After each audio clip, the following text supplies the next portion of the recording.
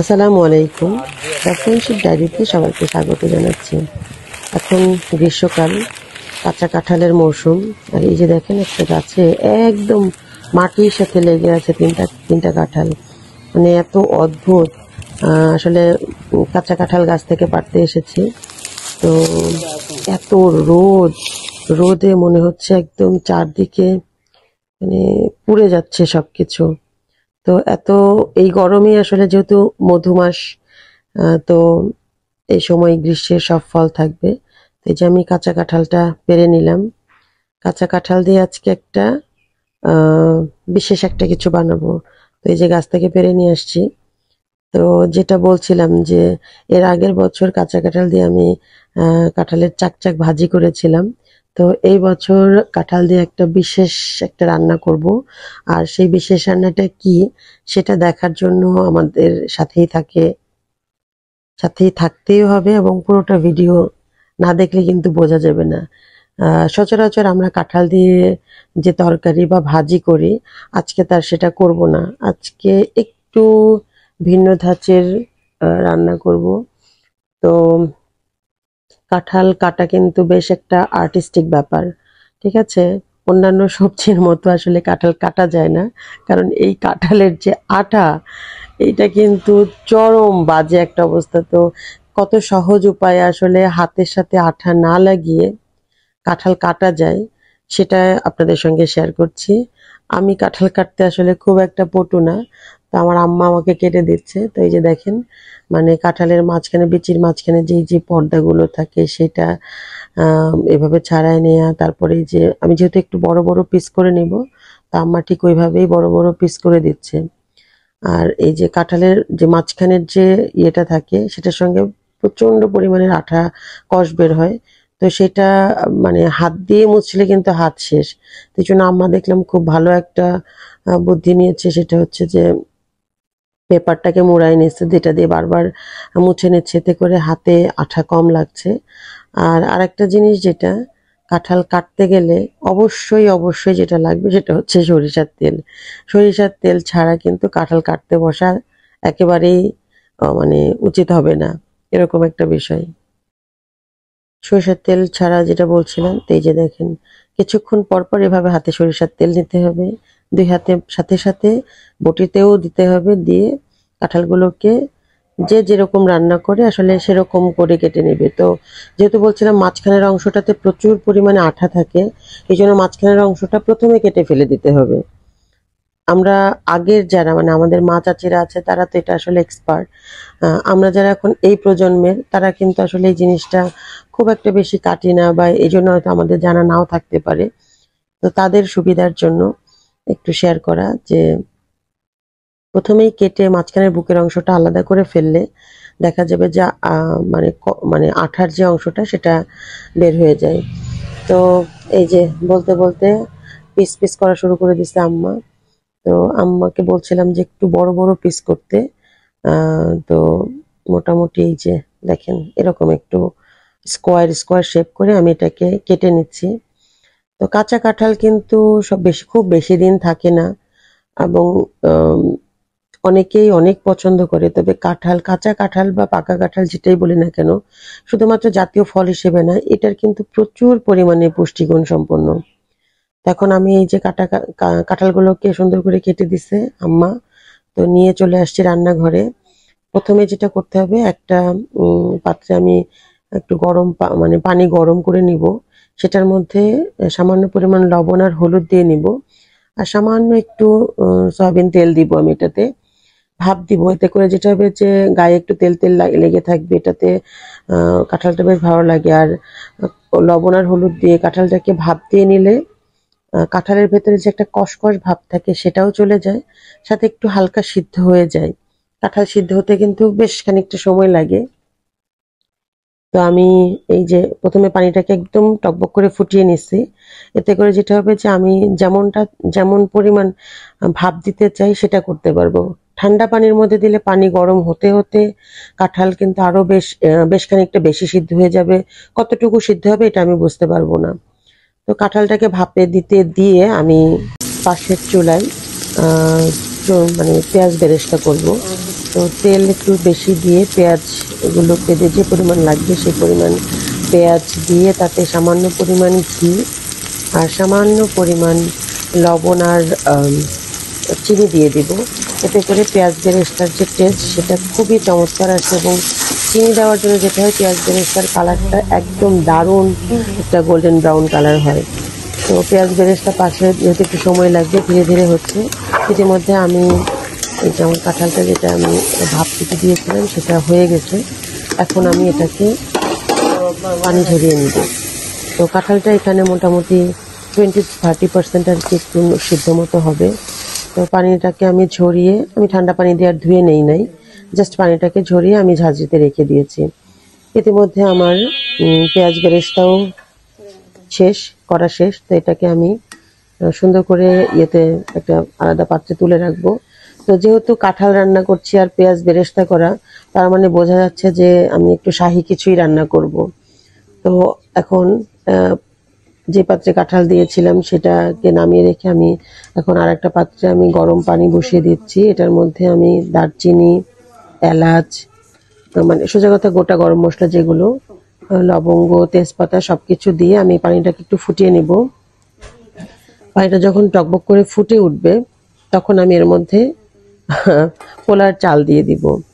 তো এটা যখন পানিটা ফুটতে শুরু করবে ঠিক ততক্ষণে আমি আর এক পাশের পাত্রে যেটা করব, যে পেঁয়াজ বেরেস্তার যে তেলটা আছে সেই তেলটাকে দিয়ে আমি আর সামান্য সামান্য কিছু তেল আরো অ্যাড করব। অ্যাড করে যে সিদ্ধ কাঁঠালগুলো আছে এগুলোকে আমি সামান্য একটু ভেজে ভেজে নিব।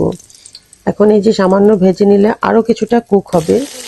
আর সাথে সাথে যেটা হবে যে এটা যখন আমি রান্না করতে যাব তখন এটা ভেঙে যাবে না, এটা মানে সুন্দর একটু সাইজটা ভালো থাকবে। ততক্ষণে যেহেতু পোলার চাল করছি আবার এদিকে বেরেস্তা করেছি এদিকে কাঁঠাল ভাজছি, এগুলো দেখে হয়তো বুঝে গিয়েছেন।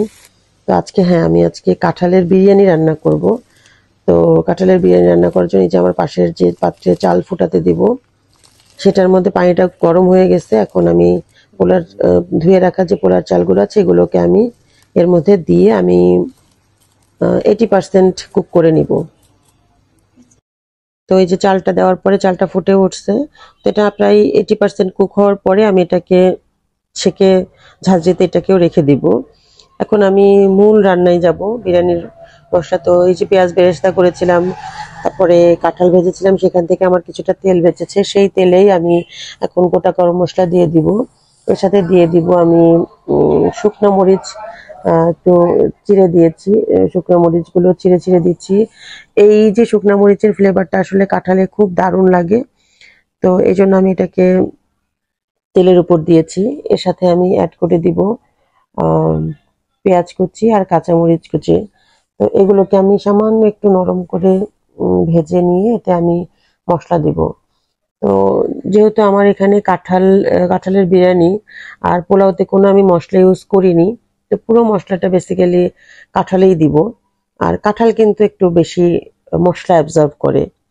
তো এই যে দিয়ে দিচ্ছি রসুন বাটা, আদা বাটা আর দিয়ে দিব জিরা বাটা।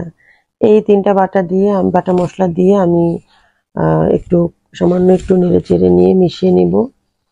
তো যেটা হচ্ছে যে কাঁঠালের যে তরকারি বা কাঁঠালের যে কোনো কিছুতে আসলে একটু মশলাটা বেশি লাগে, এছাড়া কিন্তু কাঁঠালের মানে তরকারিটা খুব একটা বেশি মজা হয় না, এটা আমার কাছে মনে হয় আর কি। তো অন্য কারোর কোনো কিছু থাকলে অবশ্যই জানাবেন। তো এখন আমি এটার মধ্যে দিয়ে দিচ্ছি বিরিয়ানির যে মশলা। তো আমি এটা বাজার থেকে কেনা যে বিরিয়ানির মশলা আছে প্যাকেট মশলা সেটা ব্যবহার করেছি, আপনারা চাইলে বাসায় তৈরি করে দিতে পারেন। তো প্যাকেট বিরিয়ানি মশলাটা দিয়ে আসলে এটার ফ্লেভারটা দারুণ আসে, এই জন্য আমি এটা ব্যবহার করেছি। আর খুব শর্টকাটে করতে চেয়েছি, বাসায় আসলে সময় পাইনি। যারা বাসায় সময় পাবেন তারা বাসায় বিরিয়ানি মশলাটা তৈরি করা থাকলে সেটা ব্যবহার করতে পারেন। তো আমি এখন এটাকে পানি দিয়ে এই মশলাটাকে সুন্দর করে কষিয়ে নিব যতক্ষণ পর্যন্ত মানে তেলটা না ভেসে ওঠে। তো এখন এটার সাথে আরো দিয়ে দিচ্ছি শুকনো মরিচের গুঁড়া, আমি এটাতে হলুদ দিয়ে দিচ্ছি, এখানে ধনিয়ার গুঁড়া। তো এখানে হলুদটা আমি ব্যবহার করবই না, যেটা বলছিলাম দিয়ে দিচ্ছি লবণ পরিমাণ মতো। যেহেতু আমি ইয়েতে কি বলে পোলার চালে আমি আলাদা করে লবণ সামান্য দিয়েছি, আমি কাঁঠাল সিদ্ধর মধ্যে সামান্য লবণ দিয়েছি, তো এই মশলাতে আমি এই পর্যায়ে লবণটাকে কম দিব। তো এখন আমি দিয়ে দিচ্ছি টক দই। তো টক দইটাকে দেওয়ার আগে আমি বাটিতে খুব সুন্দর করে একটু ফেটিয়ে নিছি।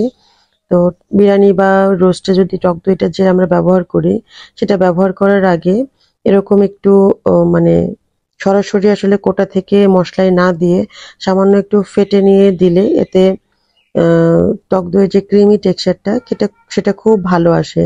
এটা দেখতেই পাচ্ছেন যে টক দইয়ের যে ক্রিমি একটা টেক্সচার মশলার সঙ্গে দারুণভাবে মিশে যাচ্ছে। তো মশলাটা আমার এই সবগুলো মশলা কষানোর প্রায় শেষের দিকে আমি এটার মধ্যে এখন অ্যাড করব পেঁয়াজ বেরেস্তা, যেটা প্রথমে করে তুলে রেখেছিলাম। তো পেঁয়াজ বেরেস্তা যেটা আমি এখানে 2/3 পরিমাণ দিয়ে দিব, আর 1/3 পরিমাণ আমি রেখে দিব। এটা আমি লাস্টে পরিবেশনের সময় দিয়ে দিব। তো এখন এই যে দেওয়ার শেষ, পেঁয়াজ বেরেস্তা দেওয়ার পরে আমি এটাকে আবার একটু নাড়াচাড়া করে এটা মিশিয়ে নিব। তো এই পর্যায়ে আমি এটার মধ্যে আরেকটা মশলা অ্যাড করব, সেটা হচ্ছে বাদাম বাটা। তো বাদাম বাটাটা আমি শুরুতে দেই নাই, এটা সবসময় আসলে চেষ্টা করবেন শেষে দেওয়ার, কারণ বাদাম বাটা দিলে মশলাটা অনেক বেশি থকথকে হয়ে যায় এবং বাদামটা নিচে খুব তলায় লেগে যাওয়ার একটা সম্ভাবনা থাকে। তো বাদাম বাটা দেওয়া শেষ, সবগুলো মশলা কষানো আমার প্রায় শেষের দিকে। তো এই পর্যায়ে আমি যে ভেজে তুলে রাখা কাঁঠালগুলো ছিল এগুলোকে আমি মশলার মধ্যে দিয়ে দিব। দিয়ে আমি একটু করে এটিকে সব মশলার সঙ্গে সুন্দরভাবে মিশিয়ে নিব। তো এখন এইটা কিন্তু আমার কাঁঠালটা প্রায় 70% কুকড। এটা সিদ্ধ করে নিয়েছি, মানে ভাপ দিয়ে নিয়েছি, তারপরে সামান্য পরিমাণ ভাজা হয়েছে।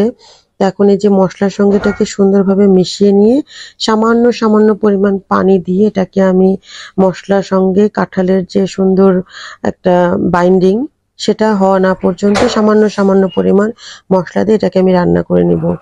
তো দেখুন এটা দেখতে কিন্তু মনেই হচ্ছে না যে কাঁঠাল, পুরো মাংসের মতো একটা ফ্লেভার, আর মানে ফ্লেভারটা এসেছে, আর দেখতেও দারুণ লাগছে। এই যে দেখুন, তো আমি এটাকে বারবার ঢেকে ঢেকে দিয়ে আমি বাকি যে সিদ্ধ হওয়াটা সেটাকে আমি কমপ্লিট করে নিব। তো দেখতে কিন্তু আসলে কোনো অংশেই মানে কাঁঠাল বলে মনেই হচ্ছে না। তো এই যে কাঁঠালটা প্রায় অলমোস্ট রান্না শেষ। এখন যেটা করব সেটা হচ্ছে, মানে আমি যে পরিমাণ মশলা থকথকে রাখতে চাই, এই যে দেখেন ঠিক এরকম মাখা মাখা রাখতে চাই। তো এখন আমি যেটা করব সেটা হচ্ছে লেয়ার লেয়ার করার জন্য আমি প্রায় তিনটা লেয়ার দিব। তো আমি 2 ভাগ কাঁঠাল আমি মশলা সহ আলাদা একটা পাত্রে উঠিয়ে নিচ্ছি। তো এটাকে উঠিয়ে রেখে চুলার উপরে একদম হালকা একটা আঁচে নিচের লেয়ারটা রেখে দিব। দিয়ে আমি যে ভাত, মানে পোলাওর চালটা সিদ্ধ করে রেখে দিয়েছিলাম, তো সেটাকে আমি একটা লেয়ার দিয়ে দিলাম। তার উপরে আমি কাঁঠালের আরেকটা লেয়ার দিব। তো এটা হচ্ছে চাইলে কেউ পোলার চাল ছাড়া বাসমতি চাল দিয়েও করতে পারে। তো আমার কাছে আসলে বাসমতি চালের বিরিয়ানিটা খুব একটা মজা লাগে না, তো এই জন্য আমি পোলার চাল দিয়েই করেছি। তো এই যে আমার কাঁঠালের আরেকটা লেয়ার যে দেয়ার সেটা আমার দেয়া শেষ। এখন এটাকে আমি এটার উপর দিয়ে যে বাকি যে পোলার চালগুলো আমার ছিল সেটাকে আরেকটা লেয়ার দিয়ে দিব। সব এই লেয়ারটার উপরে সামান্য পরিমাণ যে কাঁঠাল আরেকটু আমার বাটিতে রয়ে গেছে সেটাকে আমি দিয়ে দিব। এরকম বড় কাজের ক্ষেত্রে আসলে আম্মা খুব এক্সপার্ট, তো আম্মার সাহায্য ছাড়া আসলে পেরে উঠি না। তো ওই যে আম্মা হেল্প করছে আমাকে, তো দিয়ে দিচ্ছি, আম্মা দিয়ে দিচ্ছে ওটা, আর আমি পাশে দাঁড়িয়ে কাঁঠালের ওটা দিচ্ছিলাম। এখন এই যে কাঁঠাল বাকিটুকু পরে খুব সামান্য রেখেছি যেহেতু ভাপে দিব, আর বাকি যে পেঁয়াজ বেরেস্তা সেটাও আমি এর উপরেই দিয়ে দিলাম। দিয়ে এটার উপরে আমি এখন যেটা দিব, যেহেতু বিরিয়ানি সেহেতু কিন্তু ঘি ছাড়া কিন্তু মানানসই না। তো উপরে আমি বেশ কিছু পরিমাণ ঘি দিয়ে আমি এটার উপরে কাঁচামরিচের বেশ কিছু গোটা কাঁচামরিচ দিয়ে দিব। দিয়ে এটাকে আমি ভাপে বসাবো। তো এই ভাপটা আসলে যেহেতু আমার কাঁঠালটা পুরোপুরি রান্না করা শেষ, আর পোলার চালটাও প্রায় 85% বা 90% কুকড, তো এই জন্য এটা ভাপ আমি ঠিক 1 ঘন্টা মতো আমি মিনমিনে একটু চুলায় আমি এটাকে ভাপে রেখে দিব। তো এই যে আমি রেখে দিলাম। তো এই যে ভাপ দেওয়া শেষে আমি এটাকে তুলে নিচ্ছি প্লেটে। তো দেখতে কিন্তু মনে দেখে কেউ বুঝতেই পারবে না যে এটা কাঁঠালের বিরিয়ানি। তো দেখতে যেমন সুন্দর হয়েছে, এত দারুণ ফ্লেভার আর খেতে এত মজা হয়েছিল। তো আপনারা না রান্না করে খেলে কিন্তু বুঝবেন না। তো এখন যেহেতু কাঁচা কাঁঠালের মৌসুম, আপনারা এখনই ট্রাই করতে পারেন। আর কেমন লাগলো অবশ্যই জানাবেন। এই যে দেখেন কাঁঠালটা কিন্তু দারুণ সিদ্ধ হয়ে গেছে। তো আমার তো অনেক মজা লেগেছে, বাসার সবাই অনেক অনেক পছন্দ করেছে। আশা করি আপনারাও রান্না করে খেয়ে দেখবেন, আশা করি আপনারাও নিরাশ হবেন না। তো আজ এই পর্যন্তই। আজকের ভিডিও কেমন লাগলো জানাবেন। আর সবাই ভালো থাকবেন, সুস্থ থাকবেন, আমাদের জন্য দোয়া করবেন। আল্লাহ হাফেজ।